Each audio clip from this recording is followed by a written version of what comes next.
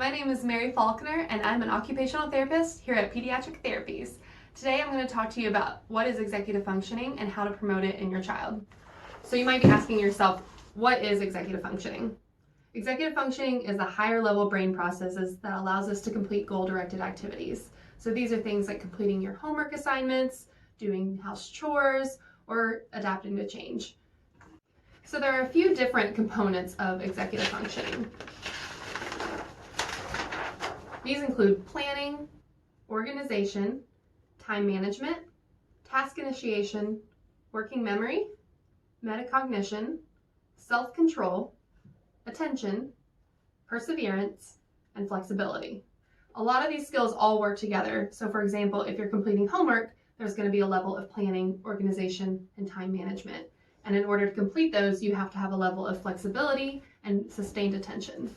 So my first tip is to break big tasks down into smaller tasks. So often a lot of children that have difficulty with executive functioning, they might look at a homework assignment or a chore and think, this is too big, I don't know where to start, I just don't want to do it.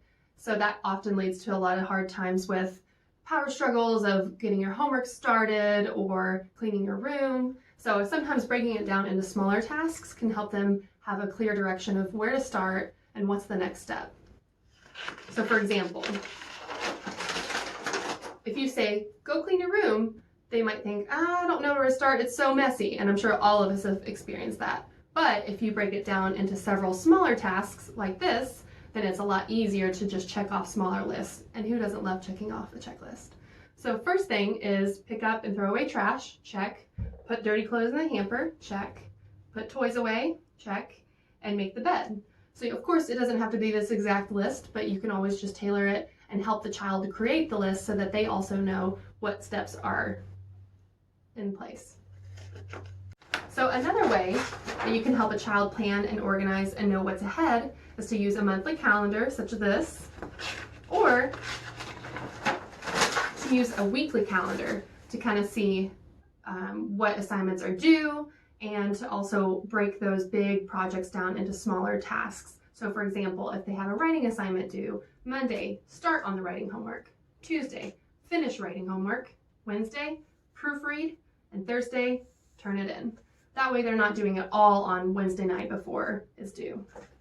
My second tip is to use questions and prompts to promote independence with their problem solving. So we want to lead them to the right answers and help them be more proactive in finding these answers themselves. If we just solve the problem for them, or we just tell them how to do it, it doesn't give them the skills to fix the problem if it comes up again.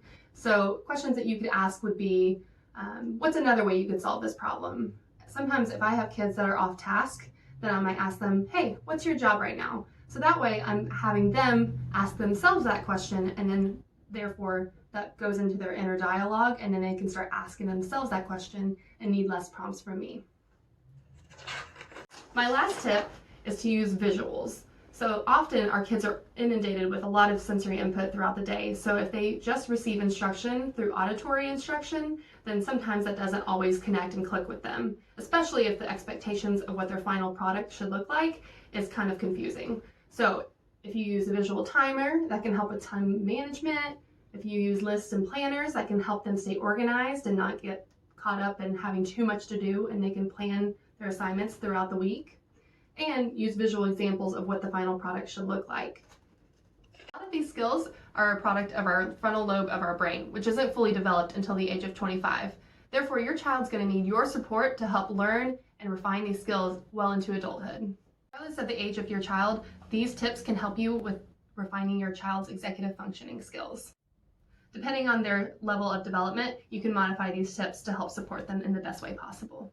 Children that have difficulty with executive functioning skills might have a hard time with their homework assignments, whether it's starting them or turning them in on time, maybe staying focused when they're doing their homework or some sort of goal-directed activity, and completing household chores. If your child can benefit from practice with executive functioning skills, check into our front desk and learn about our executive functioning group called Brain Boosters. That's for ages 10 through 12 this summer.